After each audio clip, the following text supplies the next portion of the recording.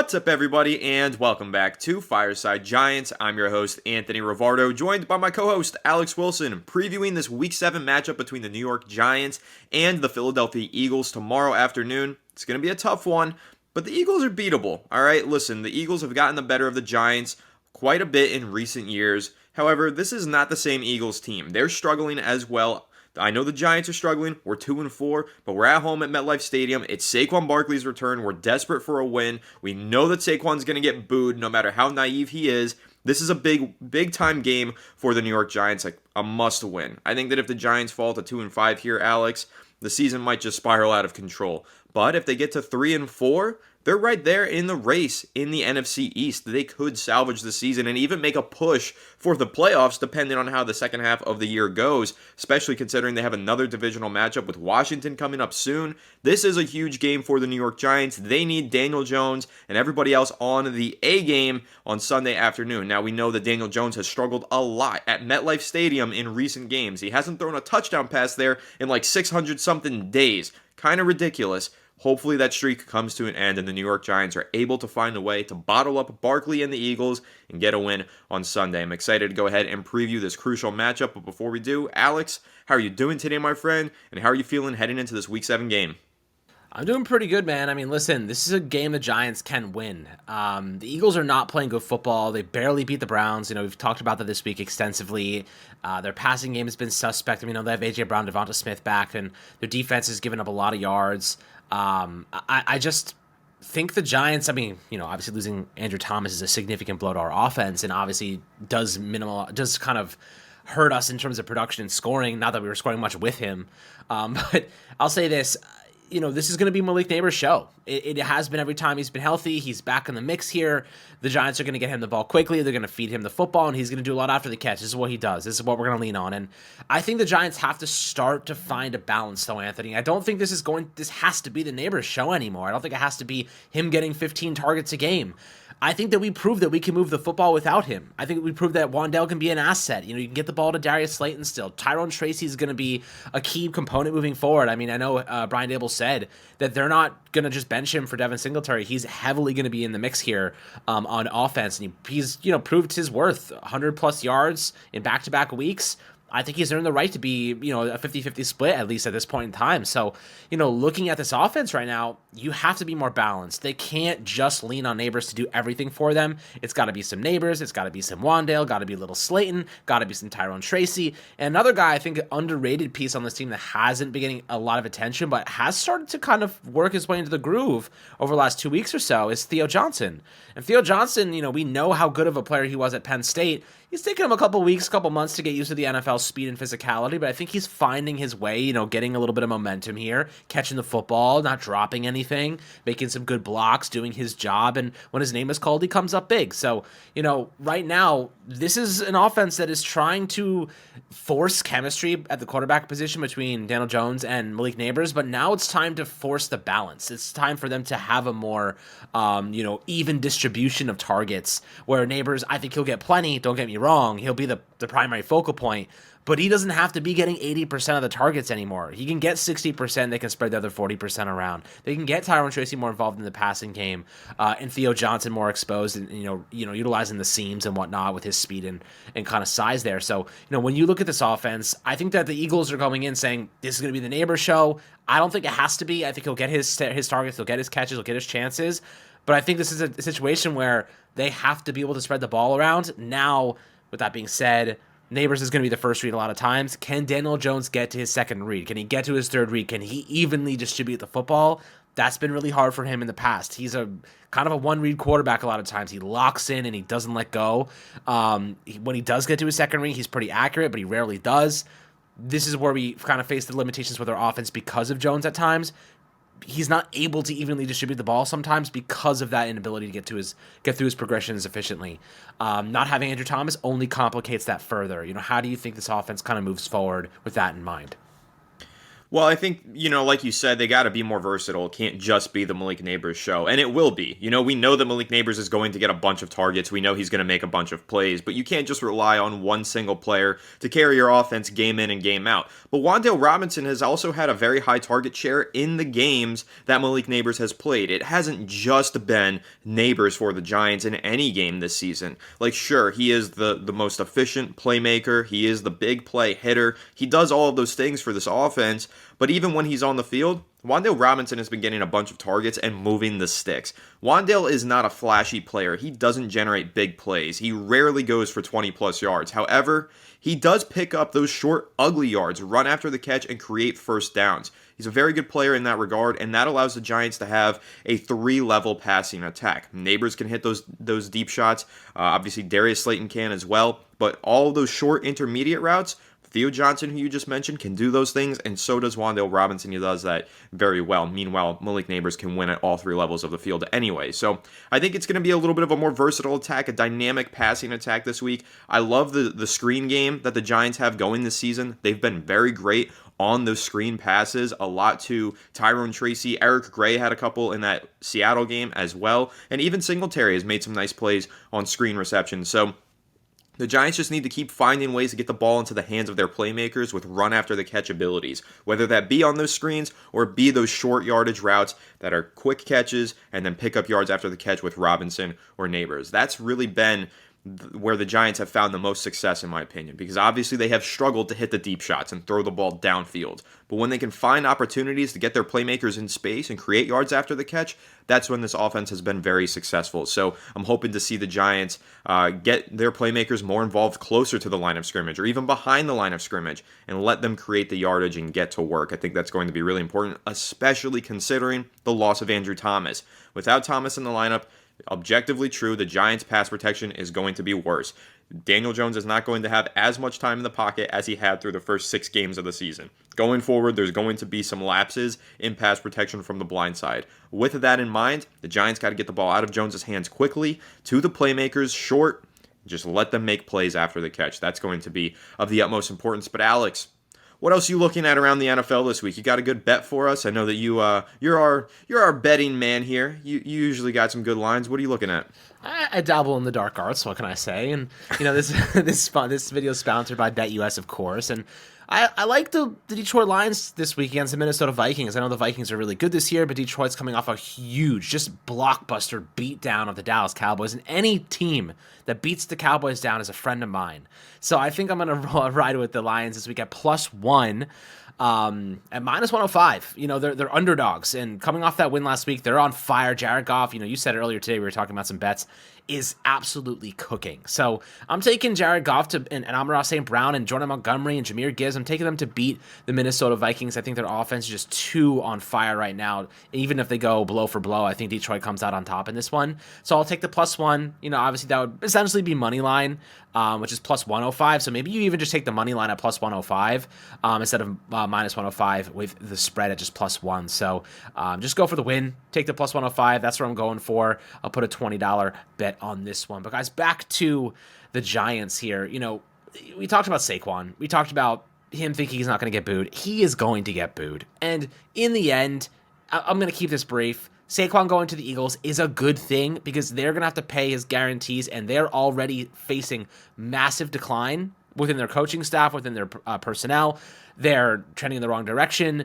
They have huge deals coming up. I mean, Jalen Hurts' void years are $60-70 million cap hits. Like, they have to win. Like, they are in a window where it either gets really bad really fast for them, and they're kind of looking at I wouldn't say a Deshaun Watson contract situation because Jalen Hurts is better than him, but they're looking at a situation where if he doesn't get better and doesn't start playing at a higher level, and I know this because he's on my fantasy team and he freaking sucks every week for me, and he's turned the ball over like crazy, fumbles to interceptions, it's bad. Giants should be able to play pretty good defense against him this week. I just don't think that they're going to be in hell. They're going to be in purgatory with the contracts that they owe and the money that is on their books.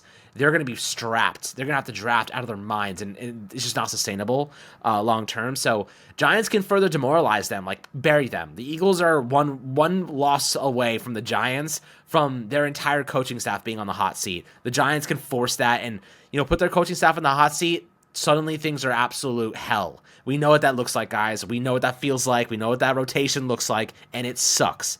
Let's force that on the Eagles. So if I'm the Giants, that's what I'm thinking. If I'm Brian Dable, let's put them in the absolute blender this week. Let's force them into disarray. Let's force that organization into rethinking everything about their coaching staff and walk away with a dub and leave them in flames. That's kind of how I would approach this game if I were Brian Dable. At the same time, the Giants, their season's on the line. If they lose this game, their season's over. They're fighting for their lives right now. Their backs against the wall. They cannot afford to lose another division game.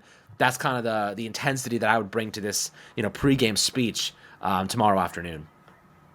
Yeah, I'm with you. I think there's a lot of bulletin board material here for the New York Giants.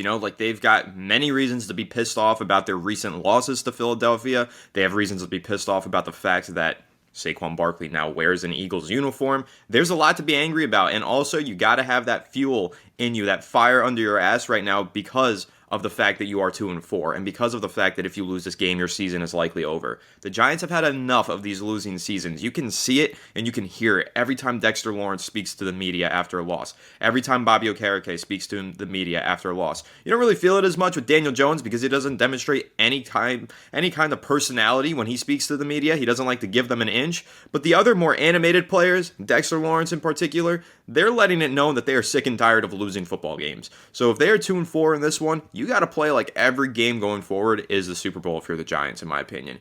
Every game has such monumental importance now because of the slow start to the season.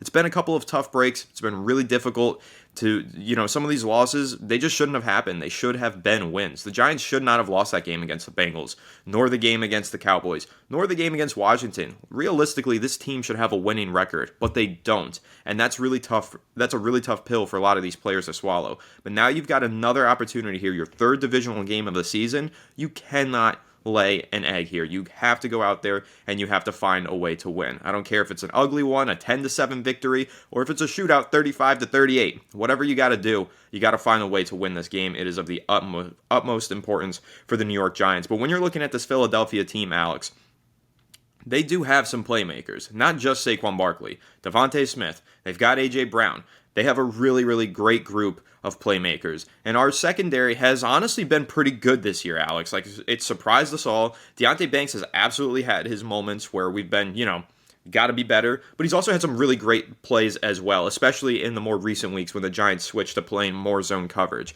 Overall, though, this secondary entering the season, we knew that it was very young, very inexperienced. They had an average age among the starters of 22 years old. None of them had more than 25 starts under their belt. Just inexperience all over the place. But so far, that boom or bust has turned into a boom. This secondary has been great. Tyler Nubin leads the team in tackles. You've got Jason Pinnock contributing some really great plays, especially as a pass rusher, randomly enough. Deonte Banks, like I said, has had some great moments. Cordell Flott seems to be turning a corner. And Drew Phillips looks like one of the best young defensive backs in the NFL right now. So this secondary looks really good. How do they slow down this group of playmakers, though? The Giants have gone through a gauntlet of wide receiver talent this season. Whether you're talking Terry McLaurin on the Commanders, whether you're talking about JSN, DK Metcalf, and Tyler Lockett on the Seahawks, CeeDee Lamb on the Cowboys, every single week. Amari Cooper, he was still on the Browns when they faced him. Every single week, the Giants have gone up against the best of the best receiving talent, and that's no different in Week 7 with A.J. Brown and Devontae Smith. Alex, like I said, this secondary has surprised us. It's been really good this year. But what do they have to do to keep that going and shut down this Philadelphia Eagles passing attack? I mean, it's pretty simple, right? Get after Jalen Hurts. Force him out of the pocket. Force him to make mistakes. Force him to be reactionary. Jalen Hurts is at his best when he has time in the pocket. They don't have Jordan Mailata, so they're already down, similar to us. They don't have their star left tackle, which puts them at a major disadvantage. And, looking at what Azeez Ojulari did last week with the 6 pressures and 2 sacks, another big opportunity for him to dominate, have a big performance. Same with Brian Burns and Dexter Lawrence, another labeled questionable, but both said they're playing this week. Listen, Giants are against the wall. Their backs are against the wall. They have to fight. Their best players are playing, right? Nabers is back. Brian Burns is playing. Dexter Lawrence is playing. They got to have big performances. And look, the more time Jalen Hurts has in the pocket, the more success he's going to have. Same thing with any other quarterback. The coverage unit has been better, Anthony, not because they have elite coverage corners, but because the pass rush has forced opposing quarterbacks to get rid of the ball really fast, make premature decisions, which leads to mistakes, and a lot of times inaccurate throws. So if the pass rush hits home, the secondary performs better. Those two things are one and the same. So I do think right now, what are you thinking about Azeez Ojulari? He's the one going up against the backup left tackle. He can make himself a lot of money in a game like this. Yeah, absolutely. I mean, we've talked a lot recently about Ojulari, whether or not he's on the trade block, and also the fact that he's in the final year of his contract and could be getting a payday in the offseason or sooner if the Giants decide to extend him. But it's games like this where you have a favorable matchup, right? You're Azeez Ojulari, you're filling in for Kayvon Thibodeau. Gotta bring it. Divisional game, like we keep emphasizing, and also you're going up against a backup. So go out there and ball out, and yeah, you can make some big-time money. I think Ojulari's a great player. I've always thought that. I've always thought he had a lot of talent. Talent was never the question. It was only injuries throughout his career. He's missed a lot of time, missed a lot of games due to those injuries, but now he's healthy, and he's getting his opportunity to kind of have a career resurgence. And so far, so good. That game against the Bengals, he was spectacular. Just got to keep it up and keep it going. Compound success week to week. And I do think this is a great opportunity for him and a great matchup. And if he goes out there and balls out and he forces Jalen Hurts to throw a couple errant passes, Giants might be able to get some picks. You know what? Bold prediction, Alex. This is the first interception of Deonte Banks' season. It's going to happen tomorrow. That's going to be my bold prediction. He's going to be somewhere on the left sideline. Jalen Hurts is going to throw a wobbling duck, and it's going to land into the hands of Deonte Banks. That is my prediction for Sunday. But I think you're right. Like, that is how you slow down this passing attack. It's Jalen Hurts, man. He's made a lot of mistakes this season. He's very turnover prone. He really just hasn't been the guy so far this season for Philadelphia. Definitely not the guy that they paid. And so when you're looking at it from that perspective, if you can just apply pressure to him, blitz, I think Jason Pinnock can actually make a big impact in this game because he's such a good blitzing safety. Same for Drew Phillips out of the nickel. The Giants have opportunities here to get after Jalen Hurts, force some bad passes, maybe even force some fumbles. We saw the strip sack from Brian Burns against the Cleveland Browns in week 3. That was a great play. Let's do that again. Just force some turnovers out of Jalen Hurts, and I think the Giants can easily slow down this Eagles offense and find a way to win. But Alex, any other keys to victory? Anything else that really stands out for you in this game before we wrap up this preview? Man, stopping Saquon Barkley. If they can stop Saquon, I think that you're going to limit that offense, make it one-dimensional. The Giants know how to stop Saquon. They have to clog the gaps interior, force him to bounce outside, and then guys like Drew Phillips are going to be the ones shooting those gaps, making tackles in the backfield. We know that he's been an excellent tackler so far. Another guy, Tyler Nubin, he could be a difference maker in this one, stopping the run, but also in the passing game. Jalen Hurts, he likes to throw the ball downfield. He likes to take shots. Deonte Banks, if he gets his head around, like you said before, may have an opportunity to get an interception this one, the first of the year for him. Nubin, I could see him getting his first pick as well. Like these are chances. They have to bait Jalen Hurts into making bad decisions. He will make them. You just have to be proactive in doing it. Now it'll be interesting to see, kind of how they limit that run game. They're very multidimensional. They have a lot of talent. They could go crazy on any given day. But I do think that the Giants stack up pretty well against them on defense. They have not been playing so well. Now it just comes down to can, our left tackle, or Josh Azidu, can he stand his ground? Can he play at least competent football? That will be the deciding factor most likely in this game, in my opinion. No doubt. I think this is going to be a defensive matchup. It looks on paper like you're going to see some offense, right? Because you've got Nabers back and you've got all those playmakers by way of the Philadelphia Eagles. But really, the Giants offense, while it's had its great moments so far this season, it's also had a lot of slow moments, especially at home. So I'm expecting the Giants offense to falter a little bit here and this become a defensive matchup where ultimately this game is won by the turnover battle, as many NFL games usually are decided. I think that's what's going to decide this game. And honestly, the Giants don't turn the ball over a ton. They've had a few Singletary fumbles. Daniel Jones has thrown a few interceptions. But overall, he has like a 1.8% interception rate. It is among the best in the NFL. He's done a good job of keeping the ball clean so far this season, for the most part at least. As long as he doesn't throw any picks, and as long as the Giants offense doesn't have any blow-up OMG, what are you doing plays, I think that they can come out with a win here. Just got to force some turnovers for the Philadelphia Eagles. Got to get Jalen Hurts to turn the ball over, and that is not that hard to do. So if the Giants force some turnovers, win the turnover battle, I absolutely think that they could find themselves winning this game 3-4, and boom, you're right back in it. So let's see if it happens. Like I said, it's going to be a tough game. Saquon Barkley's return, I'm not going to be at the game, but I'll be booing him from home because I'm very upset with him for going to the Eagles, and I'm hoping that the New York Giants rain on his homecoming parade. That'll about do it. Make sure to leave a like if you enjoyed this episode. Subscribe to the channel if you're new. Ring the bell so you don't miss an episode, and comment your thoughts down below in the comment section. If you listen on Apple or Spotify, please make sure to leave us a 5-star review. Go ahead and follow us on all of our social media channels at Fireside Giants, sponsored by BetUS. Go ahead, check it out, and use code YouTube150. We'll catch you all on the next one. Have a good one, and let's go Giants.